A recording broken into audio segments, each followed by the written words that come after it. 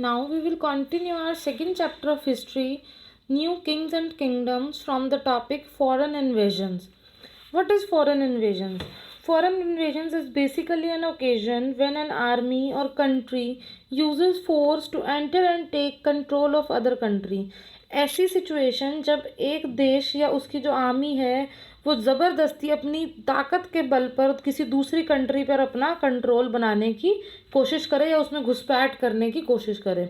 This is all is foreign invasions.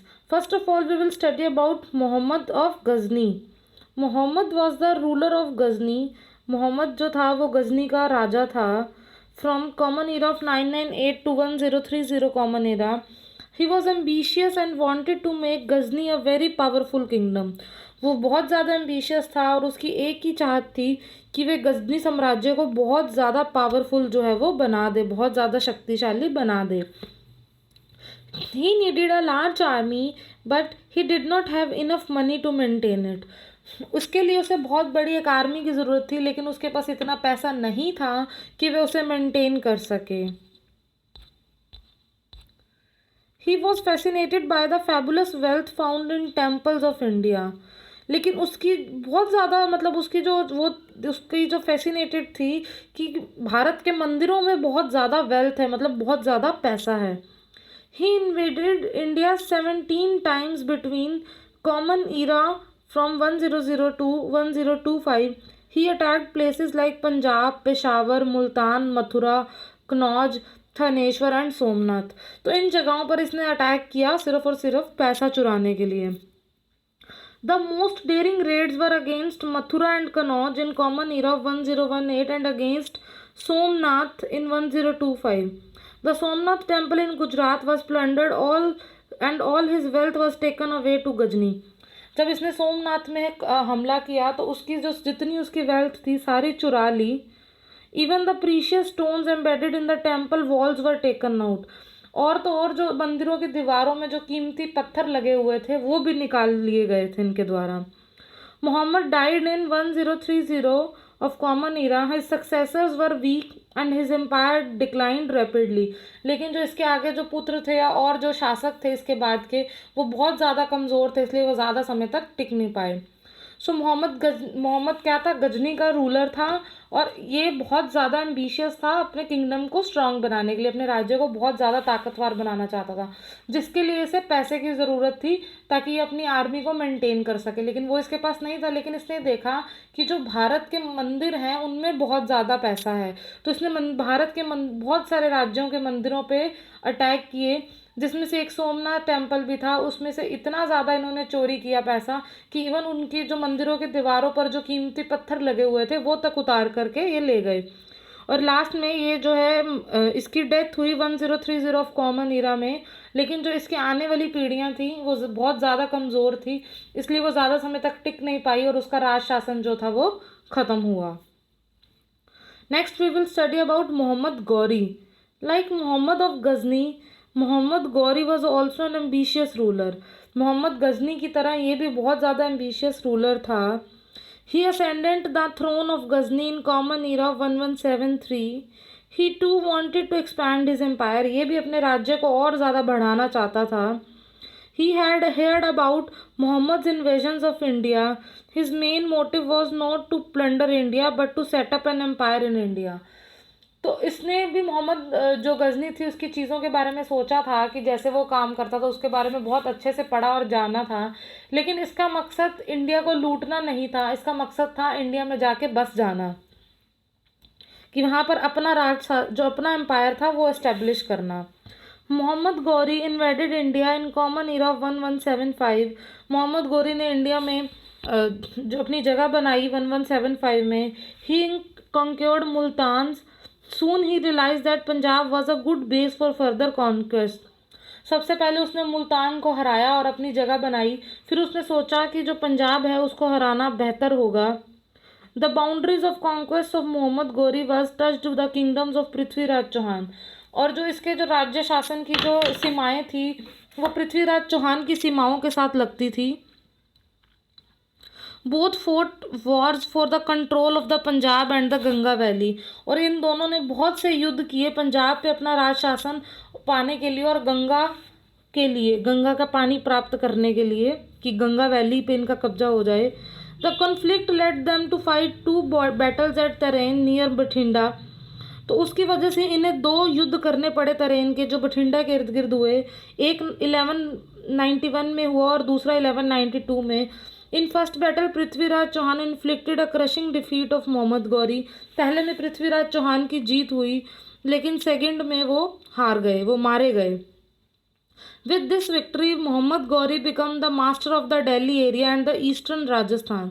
Prithviraj Chauhan के मरने से मोहम्मद गौरी का साम्राज्य दिल्ली तक और राजस्थान के जो ईस्टर्न पार्ट्स थे उस तक पहुंच गया। His rules extended over the Ganga Yamuna Doab, Bihar and Bengal. He also defeated Jaichand of Kannauj. उसने 1194 में फिर जयचंद को भी हराया और वहाँ पे भी अपना कब्जा कनौज पे भी स्थापित किया। So this is all about Mohammad Ghori. Mohammad Ghori ने इंडिया को लूटने की बजाय उसमें शासन स्थापित करने की कोशिश करी। वो बहुत ज़्यादा एम्बिशियस था अपने राज्य को लेके। उसने पहले मुल्तान पे कब्जा किया इंडिया में आने के लिए, फिर उसने पंजाब और गंगा पे कब्जा जमाने के लिए, उसकी सीमाएं जो थी वो पृथ्वीराज चौहान के साथ लगती थी, तो उसके साथ तराइन के 2 युद्ध किए जो बठिंडा के इर्द गिर्द हुए। पहले युद्ध में पृथ्वीराज चौहान ने जीत हासिल की, लेकिन दूसरा युद्ध जो 1192 में हुआ उसमें पृथ्वीराज चौहान की मौत हुई, जिसकी वजह से इसने Delhi, northern parts, Ganga valley के रीजन्स प्लस ईस्टर्न राजस्थान पर कब्जा कर लिया। इसकी वजह से इसकी जो एम्पायर थी वो और ज़्यादा स्ट्रॉन्ग हो गई। बाद में इसने कनौज पे भी हमला किया और उसे भी जीत लिया 1194 में। So this is all about the Mohammad Ghori. Next we will study about the south. जो साउथ के राज्य शासन थे, जो साउथ में जो राज्य थे या जो नए राजा थे, अब उनके बारे में, साउथ के राजाओं के बारे में हम पढ़ेंगे। The Rashtrakutas rose to power in the 8th century. जो राष्ट्रकूटास थे वो 8वीं सदी में पावर में आए। The dynasty was founded by Danti Durga. इनका जो डायनेस्टी था, जो कुल था, वो दंती दुर्ग द्वारा खोजा गया। He and his successor Krishna one, वह और उनके जो एक सक्सेसर थे Krishna one, consolidated their empire in the region of modern Maharashtra. इन्होंने जो अपना राज्य था वो महाराष्ट्र में स्थापित किया। Their capital was Malkhed. उनकी जो राजधानी थी वो मलखेद थी। The Rashtrakutas got involve in conflicts against the Pratiharas and the Palas in the north. लेकिन राष्ट्रकूटास क्या थे, इनके बीच में कोई ऐसा कन्फ्लिक्ट पैदा हो गया था जो पालास और प्रतिहारास के साथ। In the south the waged was against in Pallavas in the Pandyas and the Shaivism, Vaishnavism and Jainism. The Kailash temple at Ellora and the rock cut Elephanta caves were built by the Rashtrakutas. जो आज भी मुंबई में Elephanta caves हैं या जो Kailash temple है इलोरा का, वो राष्ट्रकूटास द्वारा स्थापित किया गया था। सो बेसिकली इसमें राष्ट्रकूटास के बारे में बता रखा है। वो 8वीं सदी में जो थे वो राज्य शासन में आए। दंती दुर्ग इनके फाउंडर थे। इनका जो सक्सेसर था वो कृष्णा वन था। इनका जो मतलब राजधानी थी, जो इनकी कैपिटल थी, वो मलखेद थी। और जो कुछ फेमस काम थे, जो Ellora caves, Elephanta rock out Elephanta caves, या जो कैलाश टेम्पल था एलोरा का, वो इनके द्वारा स्थापित किया गया था, यानी कि राष्ट्रकूटास द्वारा स्थापित किया गया था। Next we will study about the Yadavs of Devagiri. जो देवगिरी के यादव्स थे। Yadavs of Devagiri, it was established by Bhillama in the 12th century. ये भिलाना द्वारा स्थापित किया गया 12वीं सदी में। They ruled the region between Narmada and Godavari river and had a flourishing trade which made them rich and prosperous. इन्होंने नर्मदा और गोदावरी के बीच का जो जगह थी उस पर शासन किया और बहुत ज़्यादा ट्रेड किया, जिसकी वजह से बहुत ज़्यादा जो समृद्ध बने, अमीर बने और समृद्ध बने। Alauddin Khalji defeated them and annexed their kingdom in the 14th century. लेकिन अलाउद्दीन खिलजी द्वारा ये 14वीं सदी में हरा दिए गए और ये जो राज्य था वो अलाउद्दीन खिलजी के साम्राज्य में ही एड ऑन हो गया, उसी में जुड़ गया। So this is about Yadavs of Devagiri. इन्होंने 12th सेंचुरी में भिलाना में अपना राज्य स्थापित किया, जो नर्मदा और गोदावरी के बीच की जगह थी। ट्रेड, नदियों के द्वारा अच्छा ट्रेड की वजह से बहुत ज़्यादा धन और समृद्धि प्राप्त की, लेकिन अलाउद्दीन खिलजी द्वारा हरा दिए गए 14वीं सदी में, और ये जो किंगडम था वो अलाउद्दीन खिलजी के बीच में ही मिल गया, उसी में एड ऑन हो गया। Next is Chalukyas of Kalyani. They were known as the later Chalukyas also. Their kings like Vikramanka were famous for building many temples at Ahole, Badami and Patadkal. मतलब इसे जो बाद में लेटर इन्हें सिर्फ चौकलियास भी कहा जाता था।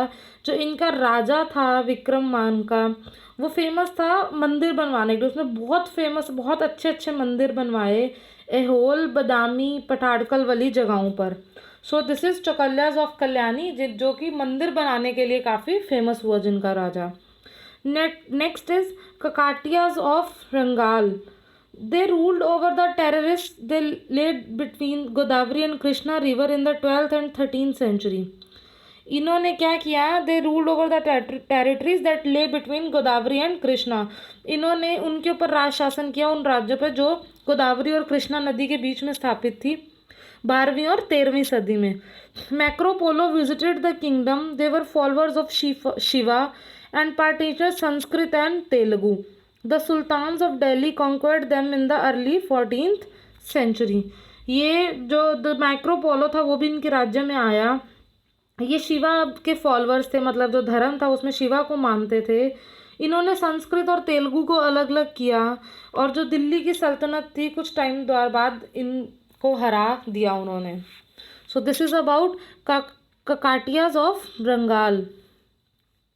Next is Hoysalas of Dwara Samudra. They ruled the region now called Karnataka. ये इन्होंने उस राज्य पे अपना शासन किया जो आज के टाइम पे कर्नाटका के नाम से जाना जाता है। Vishnuvardhan was their most powerful king. इनका सबसे शक्तिशाली राजा विष्णुवर्धन था।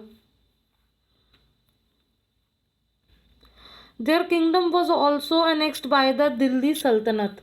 लेकिन बाद में इनके शासन को भी दिल्ली सल्तनत ने जीत लिया और अपने में ही शामिल कर लिया। Next is the Pallavas. The two great Palwas rulers were Mahendra Varman I and Nrsimhavarman I. जो दो सबसे फेमस जो महान पल्लवा के राजा थे वो था महेंद्र वर्मान और Narasimhavarman I। There capital was Kanchipuram. उनकी जो राजधानी थी उसके शासन की वो कांचीपुरम थी। The Pallava king were patrons of art and architecture. जो पल्वा किंग्स थे वो पैटर्न ऑफ आर्ट आर्किटेक्चर्स के मतलब बहुत शौकीन थे। The Ratha temple at Mahabalipuram and the Kailasanath temple at Kanchi are fine examples of Pallava temple architecture.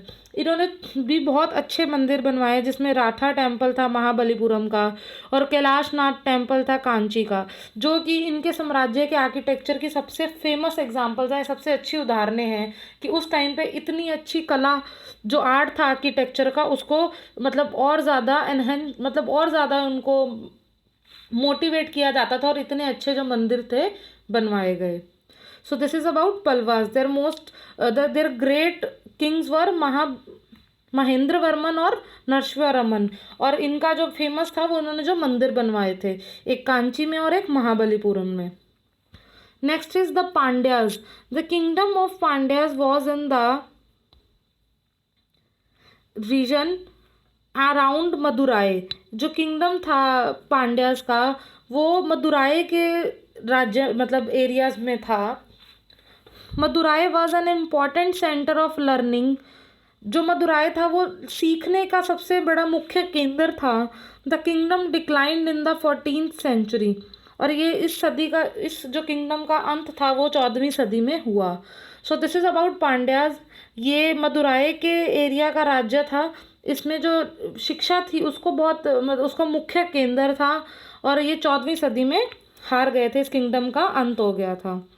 Next we will study about the Cholas. The Cholas build the strongest empire in India. Cholas ने सबसे शक्तिशाली साम्राज्य जो था वो स्थापित किया 800 common era to 1200 common era. 800 से लेके 1200 कॉमन ईरा तक। Their capital was Tanjore. इनकी जो राजधानी थी वो तंजौर थी। The Chola dynasty was founded by Vijayalaya. इसको जो मतलब जो इसका फाउंडर था चोला डायनेस्टी का, वो कौन था? Vijayalaya. He built the town of Thanjavur and made it his capital. उसने थंजावुर शहर को स्थापित किया और उसे अपनी राजधानी बनाया। He ruled over the region to the north of river Kaveri. उसने जो नॉर्थ कावेरी के जो रीजन्स थे उस पर भी राज्य किया। He was defeated the Rashtrakuta king Krishna three. उसने राष्ट्रकूटा का जो किंग कृष्णा थ्री जो राजा था उसे भी हरा दिया। At the battle of Takkolam in common era of 946। जो युद्ध हुआ था 949 कॉमन ईरा में, उसमें इसने राष्ट्रकूटा के कृष्णा थ्री को भी मात दी। It was Raja Raja Chola and Rajendra Chola who revived the empire and made the Cholas the greatest power in south India. बाद में जो राजा राजा चोला और जो राजेंद्र चोला आए, इन्होंने एम्पायर को और ज़्यादा रिवाइज किया और चोलास को सबसे बड़े साउथ का जो सबसे बड़ा साम्राज्य था उसे स्थापित किया। The Raja Raja defeated the Cheras at Trivendrapuram which gave him control over trade with Arab on western coast. इसने क्या किया? इसने जो चेरास थे त्रिवेंद्रपुरम के, उन्हें भी मात दी और जिसकी वजह से जो ट्रेडिंग पे कब्जा हुआ इनका, जो अरब के साथ ट्रेडिंग हो रही थी वेस्टर्न कोस्ट से, वो भी अब इनके अंतर्गत आने लगी, वो भी चोलास के अंतर्गत आने लगी। Once he had control over Malabar coast, he defeated the Pandyas and took control to the Chola Mandalam coast. फिर इन्होंने बाद में पांड्यास को भी हराया और चोला मंडलम जो तट थे उस पर भी अपना राज्य स्थापित किया। After the death of Raja Raja his son Rajendra Chola succeeded him. जब राजा राजा की मौत हुई तो उसका बेटा था जो राजेंद्र चोला, उसने राज्य को संभाला। ही defeated the Chalukyas of Kalyani and पाला रूलर ऑफ बंगाल।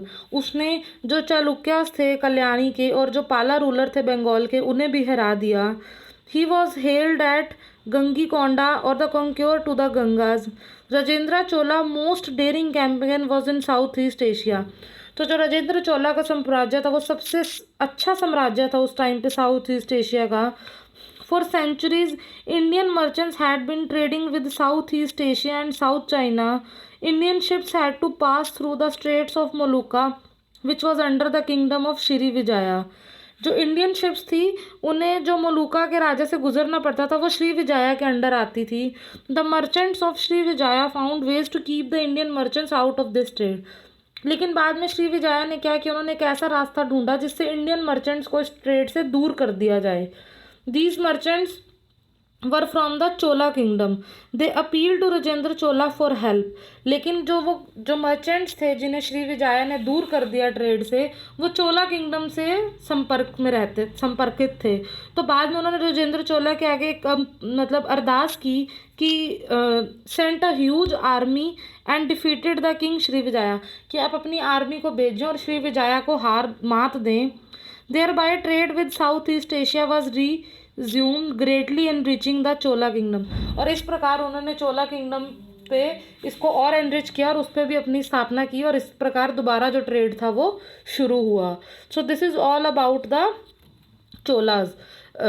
राजा राजा चोला और राजेंद्र चोला जो फेमस थे, जिन्होंने हर जगह अपना कब्जा किया, टाइम टू टाइम सबको हराते गए, ट्रेड पे कब्जा किया ताकि वो और ज़्यादा रिच हो सकें। सो this is all about the Cholas कि उन्होंने किस तरीके से काम किए।